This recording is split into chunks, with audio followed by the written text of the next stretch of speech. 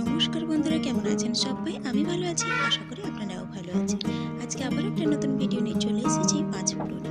শীতের দিনে বাঁধাকপি আমরা সবাই খেয়ে থাকি, আর বাঁধাকপি এই শীতের দিনে কিন্তু প্রচুর পাওয়া যায়।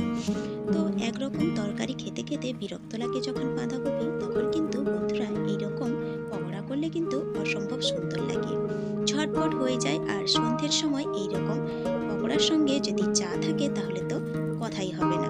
তাহলে চলুন বন্ধুরা, ভিডিওটা দেখো।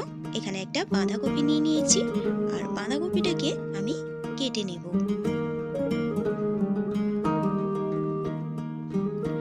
বাঁধাকপিটাকে আমি পুরোটা নেব না, অনেকটাই বড়, তাই আমি হাফ নিয়ে নেব, আর হাফ আমি রেখে দেব।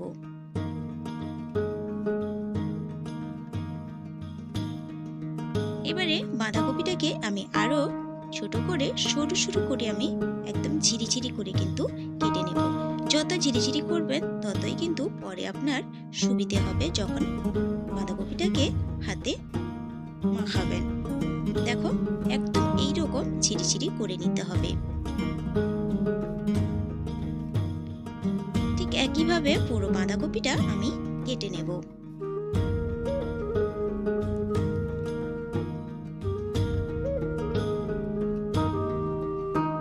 দেখো, বাঁধাকপি আমার কাটা হয়ে গেছে। এবারে এর মধ্যে আমি দিয়ে দেব এক চামচের মতো, চা চামচে এক চামচের মতো লবণ দিয়ে ভালো করে বাঁধাকপিটাকে আমি হাতে মশকে নেব।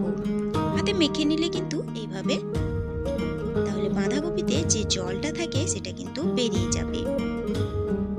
আর তাহলে বাঁধাকপিটা ভাজার সময়, পকোড়া ভাজার সময় মুচমুচে হবে। যদি এইভাবে না মেখে যদি সরাসরি বেসন মাখিয়ে দেন, তাহলে কিন্তু ব্যাটারটা পাতলাও হয়ে যায়, আর ভাজার সময় অতিরিক্ত নরম হয়ে যায়, মুচমুচে হয় না। তাই অবশ্যই এরকম মেখে নিয়ে 10 মিনিটের জন্য রেখে দেবেন। আর এখানে দেখুন, আমি নিয়ে নিয়েছি পেঁয়াজ কুচি, দুটো বড় সাইজের পেঁয়াজ, রসুন 7 থেকে 8টা কোয়া রসুন কুচি নিয়েছি, কাঁচা লঙ্কা কুচি আর ধনেপাতা কুচি নিয়েছি। দেখো, 10 মিনিটের পর দেখো বাঁধাকপি থেকে কতটা জল বেরোচ্ছে। থালাটাকে আমি ঘুরিয়ে দিয়েছিলাম, তাই জলগুলো আবার বাঁধাকপির ভেতরে চলে গেছে। কিন্তু এইরকম করে রাখলে কিন্তু সব জলগুলো এক সাইডে চলে আসবে। এবারে দেখো, হাতে কিন্তু ভালো করে চেপে চেপে বাঁধাকপির থেকে আমি জল বের করে দিচ্ছি। বন্ধুরা, এটা কিন্তু বের করে দেবেন, না হলে কিন্তু বাঁধাকপি যখন পকোড়াটা ভাজবেন তখন কিন্তু মুচমুচে হবে না।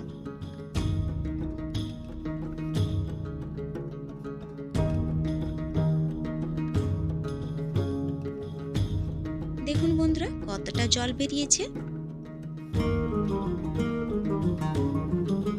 এবারে সমস্ত বাঁধাকপিগুলোকে আমি নিয়ে নিয়েছি, আর এই জলটা কিন্তু ফেলে দিতে হবে, এই জলটা নেওয়া যাবে না।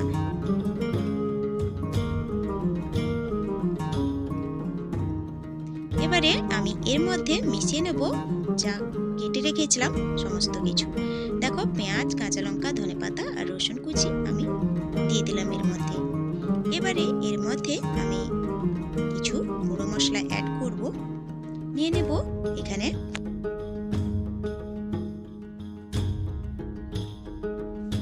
হলুদ গুঁড়ো, দিয়ে দেব চা চামচে 1 চামচের মতো। এবারে দিয়ে দেব চা চামচের 1 চামচের মতো জিরে গুঁড়ো। লঙ্কার গুঁড়ো দেব, এখানে যেহেতু কাশ্মীরি লঙ্কার গুঁড়ো একটু ব্যবহার করছি, কাঁচা লঙ্কা দিয়েছি, তাই আমি লঙ্কার গুঁড়োটা ব্যবহার করলাম না, শুধু কালারের জন্য অল্প একটু ব্যবহার করলাম। আর চা চামচে 1 চামচের মতো দিয়ে দিলাম ধনে গুঁড়ো, আর চা চামচে হাফ চামচের মধ্যে দিলাম গরম মশলার গুঁড়ো, আর সেই চা চামচের 1 চামচের মতো দিলাম ম্যাগি মশলা। ম্যাগি মশলাটা কিন্তু অবশ্যই দেবেন বন্ধুরা, না হলে কিন্তু পকোড়াটা তেমন টেস্ট আসবে না। অবশ্যই ব্যবহার করবেন, তাহলে কিন্তু খেতে ভালো লাগবে। এবারে দেখো, চালের গুঁড়ো আমি নিয়ে নিলাম। এবারে টেবিল চামচে 3 চামচের মতো চালের গুঁড়ো নিলাম, আর 3 চামচের মতো নিয়ে নিলাম বেসন। এখানে কিন্তু চালের গুঁড়োটা দিলে অবশ্যই মুচমুচে হবে, তাই চালের গুঁড়োটা ব্যবহার করবেন। দেখুন বন্ধুরা, এবারে কিন্তু এর মধ্যে দিয়ে দেবো স্বাদ মতো লবণ। লবণটা মাথায় রাখতে হবে, যেহেতু বাঁধাকপিতে লবণ দিয়ে আমি মেখে রেখেছিলাম, সেই বুঝে লবণটা এখানে অ্যাড করবেন। এবারে এর মধ্যে একটা ডিম আমি ভেঙে নিলাম। সমস্ত কিছুকে আমি ভালো করে মেখে নেব। এখানে কিন্তু জল ব্যবহার করবেন না। বাঁধাকপি আর পেঁয়াজ থেকে যে জলটা বেরোবে ওটা দিয়েই মাখানো হয়ে যাবে। কখনোই জল ব্যবহার করবেন না, তাহলে এটা পাতলা হয়ে যাবে, ঠিকঠাক পকোড়ার শেপ দিতে পারবেন না। দেখুন, হাত দিয়ে ভালো করে আমি মেখে নিচ্ছি সমস্ত মশলাগুলোকে।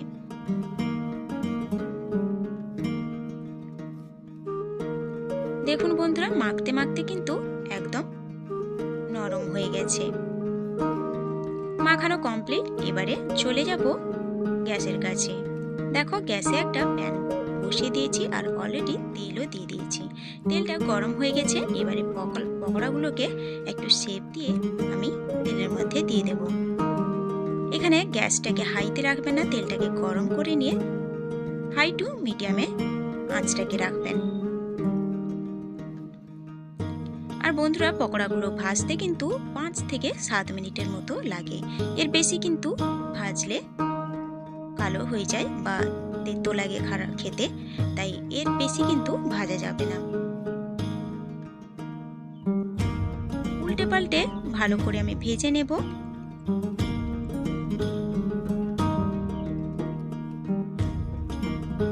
শীতের সন্ধ্যেতে চায়ের সঙ্গে এরকম পকোড়া দারুণ লাগে বন্ধুরা। যদি কখনো না খেয়ে থাকেন তাহলে কিন্তু অবশ্যই একবার ট্রাই করতে পারেন। সবার ঘরেই এই সময় বাঁধাকপি ফুলকপি থাকে, তাই এইরকম পকোড়া করে নিতেই পারেন। একরকম তরকারি খেতে কিন্তু ভালো লাগে না। দেখুন, উল্টে পাল্টে আমি এইরকম কালার করে নিয়েছি। আর আলুর লাইটটা পড়ছে বলে এটা একটু কালো দেখাচ্ছে, কিন্তু কালো কিন্তু হয়নি। এটা ঠিকঠাক একদমই ভাজা হয়েছে। পুরো 5 থেকে 7 মিনিট এটা ভেজে নিয়েছি। দেখো, তারপরে সেগুলো তুলে নিয়ে বাকি যেগুলো ছিল সেগুলোও আমি তেলের মধ্যে দিয়ে দিয়েছি। এবারে এগুলোকেও আমি উল্টে পাল্টে ভালো করে ভেজে নেব। ভাজা হয়ে গেছে সমস্ত কিছু। আমি তুলে নিয়ে সার্ভ করে দেখাচ্ছি।